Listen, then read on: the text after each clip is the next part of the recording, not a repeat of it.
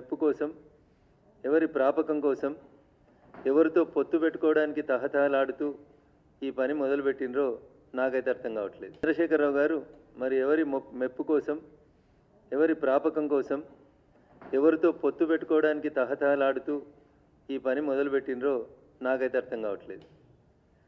2001లో party పెట్టినప్పటి నుంచి 2004 దాకా అట్లే తిట్టి 2004లో కాంగ్రెస్ పార్టీతో పొత్తు పెట్టుకున్నాడు.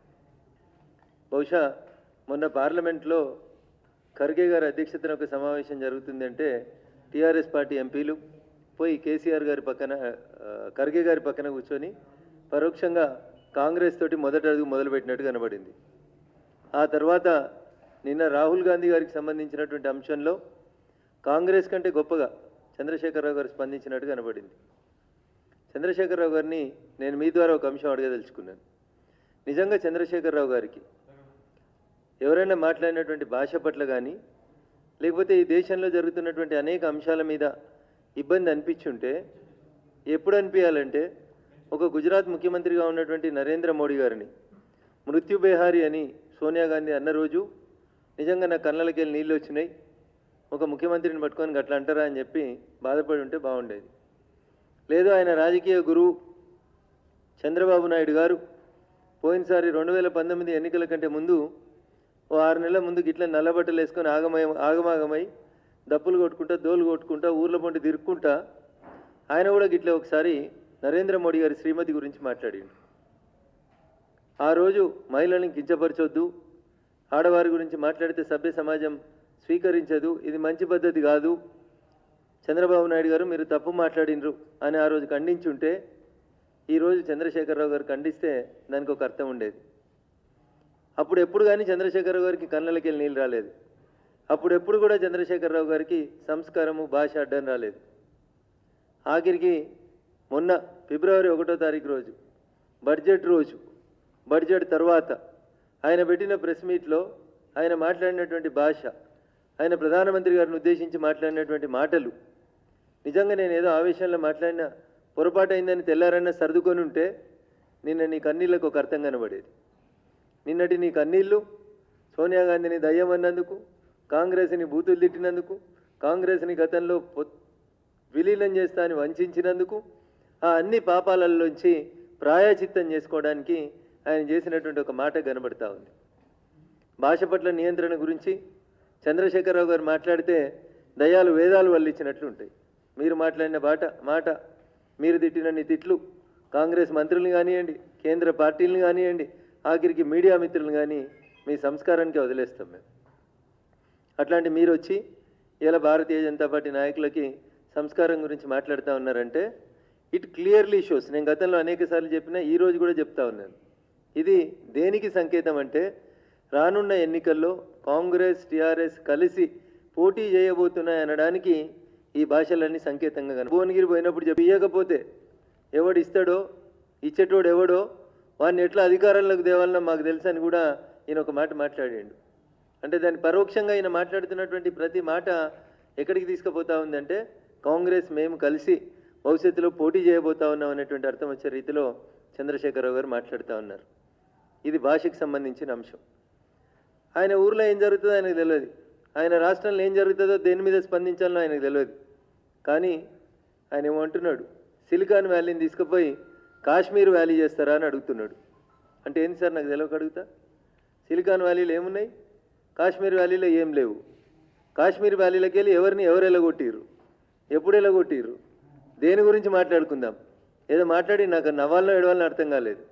నరేంద్ర మోడీ అధికారంలోకి వస్తేనట భారతీయ జనతా పార్టీ వాళ్ళు 7 అధికారాలు ఉంటే ఆడ మత ఘర్షణలు జరుగుతాయి. 2014 నుంచి ముచ్చట పెట్టుకుందామా, 2002 ఉమ్మడి ఆంధ్రప్రదేశ్ నుంచి ముచ్చట పెట్టుకుందామా, 1947 దేశ విభజన కాడికెళ్ళి మొదలు పెట్టుకుందామా, లేదా ఇంకొంచెం చరిత్ర అంటే మొన్న మోడీ గారు పార్లమెంట్లో చెప్పినట్టు ఇంకా జరంత వెనుకపోయి ఔరంగజేబులు, అక్బరులు, మొఘలులు, శాలివాహనులు, కాకతీయులు, శాతవాహనులు, గొల్లకొండలు, గోల్కొండలు, వేములవాడలు కట్టిన దర్గా, జోగులాంబల కట్టిన దర్గా, దేని గురించి మాట్లాడుకుందామో చెప్పుర్రి. మీరేమో దర్గాల వెనకాల పోతుర్రు, మేమేమో దుర్గాల వెనకాల పోతా ఉన్నాం, మేమేమో రాణి రుద్రమల వెనకాల పోతా ఉన్నాం. ఏ చరిత్ర గురించి మాట్లాడుకుందామో చెప్పుండ్రి. బైన్సాల నీ సొంత రాష్ట్రంలో తెలంగాణ రాష్ట్రం ఏర్పాటైన తర్వాత ఇంత గొప్పగా తెలంగాణ పోలీసింగ్ దేశంలో నడుస్తుందని చెప్పిన తర్వాత బైన్సాలో మత ఘర్షణలు జరిగితే ఆఖరికి సంక్రాంతి పండుగ పూట హిందువులు సకినాలు చేసుకుంటే నీ భాషలోనే చెప్పాలంటే ఆ సకినాల మీద ఉచ్చబోసి హిందువుల ఇండ్లని తగలబెడుతుంటే నోరు మూసుకొని కూర్చున్న నువ్వు భారతీయ జనతా పార్టీ అధికారంలోకి వస్తే మత ఘర్షణలు జరుగుతాయని మాట్లాడుతున్నావు. ఏ మత ఘర్షణల గురించి మాట్లాడదాం? బైన్సా మత ఘర్షణల గురించి మాట్లాడదామా? ముఖ్యమంత్రిని దించేందుకు సొంత పార్టీడే హైదరాబాద్లో చేసిన మత ఘర్షణల గురించి మాట్లాడదామా? నరేంద్ర మోడీ గారు ప్రధానమంత్రి అయినాక జరిగిన మత ఘర్షణల గురించి మాట్లాడదామా? దేశంలో ఏ రోజు నుంచి మత ఘర్షణల గురించి మాట్లాడుకుందాం? సిక్కులో ఊచకోత మాట్లాడదాం, దేశ పార్టీషన్ గురించి మాట్లాడదాం, లేదా నువ్వు మాట్లాడిన కాశ్మీర్ వ్యాలీ గురించి మాట్లాడదాం.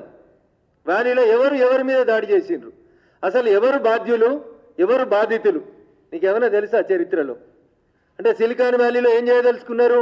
హిందువులని బయటికి పంపిద్దామనేటువంటి కుట్ర చేద్దామని అనుకుంటున్నావా? గదేనా నువ్వు చెప్పింది? సిలికాన్ వ్యాలీని కాశ్మీర్ వ్యాలీతో నువ్వు పోల్చినావు. కాశ్మీర్ వ్యాలీలో ఏం జరిగింది? హిందూ పండిట్లని, కాశ్మీర్ పండిట్లని కాశ్మీర్లోంచి వెళ్ళగొట్టిన రోజు ఈ పార్టీలన్నీ ఎడబోయినాయి, ఈ సెక్యులరిజం ఎడబోయింది, ఈ మత ఘర్షణల అంశం ఎందుకు చర్చకు రాలేదు? ఒక్కసారి మాట్లాడుకోవాలి. కాంగ్రెస్ పార్టీ యూపీ హయాంలో హిందువులని హిందూ తీవ్రవాదులుగా ముద్రేసి తప్పుడు కేసులు పెడుతుంటే లేనటువంటి హిందూ తీవ్రవాదం అనే పదాన్ని ఈ దేశంలోకి తీసుకొచ్చి చొప్పించాలని కాంగ్రెస్ పార్టీ ప్రయత్నిస్తే ఆ రోజు నువ్వు యూపీఏ భాగస్వామిగా ఉన్నావు. ఆ రోజు ఎందుకు మాట్లాడలేదు? సిక్కుల ఊచకోత గురించి ఎందుకు మాట్లాడలేదు? ఈ దేశంలో జరిగిన ఏ మత ఘర్షణ గురించి అయినా అయ్యా కేసీఆర్ గారు వింటున్నారా? ఈ దేశ విభజన 1947 లేదా అంతకంటే ముందు 500 ఏళ్ళకి వెనుకాలకి ఈస్ట్ ఇండియా కంపెనీ, ఇంకా చేతనైతే అంతకంటే ముందు దేవాలయాలను కూలగొట్టి మసీదులుగా మార్చిన చరిత్ర కాడి నుంచి మొదలుకుంటే ఈ దేశంలో జరిగిన ఏ సంవత్సరం కటాఫ్ తేదీగా తీసుకుంటావో 1947, 2000, 2014 నీకు చేతనైతే ఏ తారీఖుని కటాఫ్ డేట్గా చెప్తావో చెప్పు. ఆ తారీఖు నుంచి ఈ దేశంలో, ఈ రాష్ట్రంలో ఏ ప్రాంతంలో ఎప్పుడు మత ఘర్షణలు జరిగినాయి, దానికి ఎవరు బాధ్యులో చెప్పు. దాని మీద మేము చర్చకు సిద్ధంగా ఉన్నాం. నీకెందుకు ఈ సభ గురించి? కూట్ల రాయి తీయడం చేత కాదు కానీ ఏట్ల రాయి తీస్తాడంట. బైన్సాల అల్లర్లలో ప్రాపర్గా ఇన్వెస్టిగేషన్ చేయడం చేత కానీ మీకు కూలిపోయిన ఇళ్ళని, నష్టపోయిన హిందువులని కనీసం పరామర్శించడం చేత కానీ నువ్వు మత ఘర్షణల గురించి మాట్లాడుతావు. మరి బైన్సాల జరిగిన మత ఘర్షణలకి కారణం ఎవరు? మీరు మీ భాగస్వామ్య పార్టీ కాదా? మీరు మీ సహజ సిద్ధమైనటువంటి మిత్రుడు కాదా? మరి దాన్ని ఎందుకు వెనకాలేసుకొని వస్తా ఉన్నావు? ఏ మత ఘర్షణల గురించి, ఏ హిందూ తీవ్రవాదం గురించి ఈ దేశంలో అనవసరమైనటువంటి చర్చను నీలాంటి సూడో సెక్యులరిస్టులు చేస్తా ఉన్నారో దాని గురించి మాట్లాడుకుందాం. ఎవరు మతోన్మాదులు, ఎవరు దేశభక్తులు, ఎవరి దేశభక్తి ఎంత ఒకసారి చర్చించుకుందామంటే మేము సిద్ధంగా ఉన్నాం. అంతెందుకు, మొన్న 2019 ఎన్నికలప్పుడు నువ్వు చెప్పినావు కదా, నేను హెలికాప్టర్, మా దోస్తు హెలికాప్టర్ వేసుకొని తిరుగుతామని. మీ దోస్తు ప్రాతినిధ్యం వహిస్తున్నటువంటి భాగ్యనగరంలో ఎన్ని బస్తీలు ఖాళీ అయినాయి? ఎంతమంది హిందువులు, పేదలు ఇళ్ళు ఖాళీ చేసి పోయినరు? 2014 తర్వాత ఏమన్నా లెక్కలు తీసినవా? ఉమ్మడి ఆంధ్రప్రదేశ్లో మంత్రిగా ఉన్నప్పుడు జరిగిన అరాచకాలకి ఏమైనా నువ్వు బాధ్యత వహిస్తావా? లేదు. పోదాం, ఈ రాష్ట్రం ఏర్పాటైనాక లేదా ఉమ్మడి ఆంధ్రప్రదేశ్ ఏర్పాటైన తర్వాత పాత బస్తీలో మొదట్లో ఉన్న హిందువుల సంఖ్య ఎంత, ఇవాళ ఉన్నటువంటి హిందువుల బస్తీలు ఎన్ని? లెక్క పెడదాంపా. ఎవరు ఈ మత ఘర్షణలకు బాధ్యత వహించాలి? ఎవరు సామాజిక సమరసత కోసం ఎవరు కొట్లాడాలి, ఎవరు మాట్లాడాలనేది కేసీఆర్ గారు చెప్పాలి. అందుకనే వీఆర్ ఓపెన్. మంచి చర్చ ప్రారంభించారు కేసీఆర్ గారు మత ఘర్షణల మీద మాట్లాడుకుందామని. We welcome your debate. నీకు టైం ఉంటే, నీకు ఓపిక ఉంటే ఓ కటాఫ్ తారీఖు చెప్పు. కాకతీయుల కాలం చెప్తావా? పొగిడినావు కదా గొప్పగా. కాకతీయులు గొప్పగా మిషన్ కాకతీయ చేసిర్రు, గొలుసు కట్టు చెరువులు చేసిండ్రు, ఈ దేశాన్ని సమృద్ధిగా పాలించిర్రు. ఆడుకోదామా? లేదా ఈ పక్కన అప్పుడప్పుడు పోయి జెండా ఎగరేస్తాం కదా, గొల్లలు కట్టిన గొల్లకొండ కాడికి వెళ్ళి గోల్కొండ దాకా ఎవరు కూలగొట్టిరు? కట్టింది ఎవరు గోల్కొండని? కూలగొట్టింది ఎవరు? ఆక్రమించింది ఎవరు? విధ్వంసం చేసింది ఎవరు? ఈ దేశంలో జరిగిన మత ఘర్షణలు లేవి. లుంబిని పార్క్ చర్చిద్దామా? గోకుల్ చాట్ చర్చిద్దామా? ఏ హింసకైనా మూలం హైదరాబాద్ నుంచి ఎందుకు వస్తుంది? ఈ దేశంలో ఇస్లామిక్ తీవ్రవాదానికి హైదరాబాద్ అడ్డగా ఎందుకు మారింది? ఆఖరికి డీజీపీ ఆఫీసులో టెర్రరిస్టులను దాచిపెడితే ఇదే బుర్కా వేసుకొని వచ్చినటువంటి సోదరిమణులు ఎందుకు దాడి చేస్తుంటే ఏం మాట్లాడినో మీరంతా ఆ రోజు అనేది చర్చ పెడదామంటే మేము సిద్ధంగా ఉన్నాం. మేమేం భయపడతలేం. కుల్లం కుల్లా, పాలు పాలే, నీళ్లు నీళ్ళే చర్చ జరగాలని కోరుకుంటున్నావు కదా, చర్చించుదాం. నిజంగా నీకు చిత్తశుద్ధి ఉంటే, బయట మాట్లాడేందుకు భయం అయితే, ముగ్గురమే ఉన్నాం కదా, అసెంబ్లీలో అవకాశం ఇయ్యి. నరేంద్ర మోడీ ప్రధానమంత్రి అయిన 2014 నుంచి ఇవాళ దాకా భారత పార్లమెంట్లో ప్రతిపక్షాలను ఎట్లా మాట్లాడనిస్తున్నారు? భారత పార్లమెంట్ స్పీకర్ మీరు ఎట్లా మాట్లాడిపిస్తున్నారు తెలంగాణ అసెంబ్లీలో? ఒక్కసారి ఆలోచించుకోండి. మాట్లాడితే ఎంత నెంబర్ ఉంటే గంత ఇస్తాం. మరి మీరు 9 ఉన్నారు కదా 545లో, మీకెంత టైం ఇవ్వాలి? మీకెంత టైం ఇస్తుంది భారత పార్లమెంటు? అదెందుకు గుర్తుపట్టారు? అందుకని మీకు చేతనైతే సభలో చర్చిద్దాం, చేత కాదు గన్ పార్క్ కాడ చర్చిద్దాం. ఇంకా బాగా ఓపిక ఉంది నీకు, పక్కన ఉన్న వాళ్ళందరూ మద్దతు కావాలంటే నీ దోస్తు సామ్రాజ్యం చార్మినార్ అని చెప్పుకుంటావు కదా, గాడనైనా చర్చ పెట్టుకుందాం. ఈ రాష్ట్రంలో, ఈ దేశంలో స్వాతంత్రానికంటే ముందు, స్వాతంత్రం తర్వాత జరిగినటువంటి ఏ మత ఘర్షణ మీదైనా, ఏ విచారణకైనా, ఏ చర్చకైనా, ఏ రచ్చకైనా భారతీయ జనతా పార్టీగా మేము సిద్ధంగా ఉన్నాం. మేమేం భయపడడానికి వెనుకపోవడానికి సిద్ధంగా లేం. హాయ్ ఫ్రెండ్స్, మా టుడే టుమారో యూట్యూబ్ ఛానల్ చూస్తున్నందుకు చాలా థ్యాంక్స్. మరిన్ని లేటెస్ట్ వీడియోస్ కోసం వెంటనే సబ్స్క్రైబ్ చేయండి. అలాగే ఈ బెల్ని కూడా రింగ్ చేసేయండి. మా నోటిఫికేషన్స్ అన్ని మీ మొబైల్లో వస్తాయి. అలాగే మా వీడియోస్ మీకు నచ్చితే లైక్ చేయండి, షేర్ చేయండి, నచ్చకపోతే కామెంట్ చేయండి.